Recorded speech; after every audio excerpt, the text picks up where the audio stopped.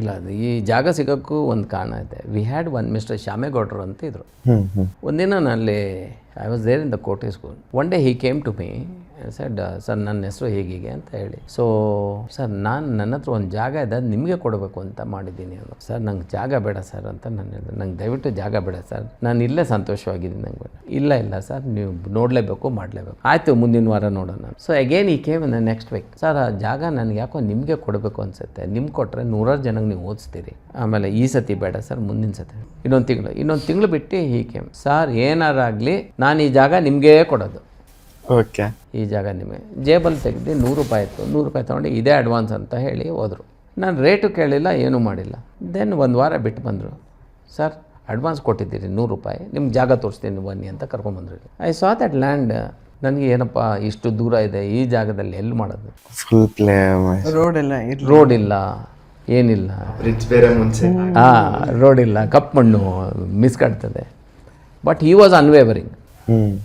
Sir ಈ ಜಾಗ ನಿಮಗೆ ಕೊಡೋದು, ನೀವು ಯಾವಾಗಾದರೂ ಹಣ ಕೊಡಿ, I am going to give this land. ನಿಮ್ಗೆ ಕೊಟ್ಟಾಯ್ತು, ನನ್ನ ನಾಲ್ಗೆ ಕೊಟ್ಟಾಯ್ತು, ನಾವೆಲ್ಲ ಹಿರಿಯರು, ನಾಲ್ಗೆ ಕೊಟ್ಟ ಮೇಲೆ ಮುಗಿದೋಯ್ತು, ಯಾರು ಬಂದು ಕೇಳಿದ್ರು ಕೊಡೋಲ್ಲ. ಅಷ್ಟೊಂದು I don't know from where he came. ಆದರೆ ಒಂದು ಸರ್, ನನಗೆ 2 ಮೊಮ್ಮಕ್ಕಳಿದ್ದಾರೆ. ಒಂದು ವೇಳೆ ನಾನೆಲ್ಲ ನನ್ನ ಮಗ ಕೆಲಸ ಮಾಡ್ತಾ ಇದ್ದಾರೆ ಡ್ರೈವರಾಗಿ, ಒಂದು ವೇಳೆ ನನಗೇನಾದ್ರು ಹೆಚ್ಚು ಕಮ್ಮಿ ಆದರೆ ನಾನು ಒಂದೇ ರಿಕ್ವೆಸ್ಟ್, ನೀವು ಎಷ್ಟೋ ಜನಕ್ಕೆ 100 ಜನಕ್ಕೆ ಫ್ರೀಯಾಗಿ ಹೇಳ್ಕೊಡ್ತಾ ಇದ್ದೀರಿ, ತಂದೆ ತಾಯಿ ಇಲ್ಲದೆಲ್ಲ ಇರೋ ಮಕ್ಕಳಿಗೆ, ಅಥವಾ ಕಿಡ್ನಿ ಅಥವಾ ಕ್ರಾನಿಕ್ ಡಿಸೀಸ್, ಕ್ಯಾನ್ಸರು ಅಥವಾ ಇನ್ನೇನಾದ್ರು ಅಂಥ ಮಕ್ಕಳಿಗೆಲ್ಲ ಫ್ರೀ ಮಾಡ್ತಾಯಿದ್ದೀರಿ, ವಿಧವೆಯರ ಮಕ್ಳಿಗೆ ಫ್ರೀ ಮಾಡ್ತಾಯಿದ್ದೀರಿ, ಆಕ್ಸಿಡೆಂಟಲ್ಲಿ ತಂದೆ ತಾಯಿ ತೀರೋದು ಅಂಥ ಮಕ್ಳಿಗೂ ಫ್ರೀ ಮಾಡ್ತಾಯಿದ್ದೀರಿ.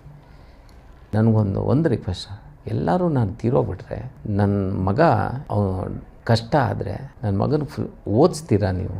ಆಗ ನಾನು ಅಂದೆ, ನೋಡಿ ಶ್ಯಾಮೇಗೌಡ್ರೆ, ನಾನು ಸ್ಕೂಲ್ ಮಾಡಿದ್ದು ನಮ್ಮ ತಂದೆ ಆಸೆ.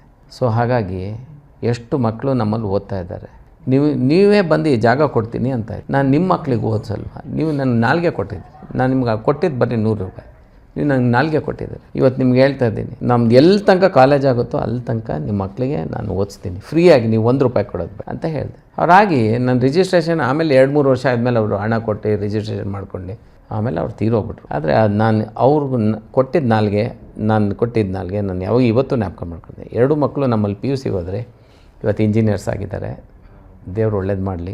ಸೊ ಯಾಕಂದರೆ ಯಾವ ವ್ಯಕ್ತಿ ಹೆಂಗೆ, ದೇವರು ಯಾವ ವ್ಯಕ್ತಿ ಯಾವ ರೂಪದಲ್ಲಿ ಕಳಿಸ್ತಾರೆ ಅಂತ ಹೇಳಕ್ಕೆ ಬರಲ್ಲ ಅಲ್ವಾ? It is not destined. ನಾವು ತಿಳ್ಕೊಳೋದು ನಮ್ಮಿಂದ ಆಗುತ್ತೆ ಅಂತ, ನಮ್ಮಿಂದ ಏನೂ ಆಗಲ್ಲ.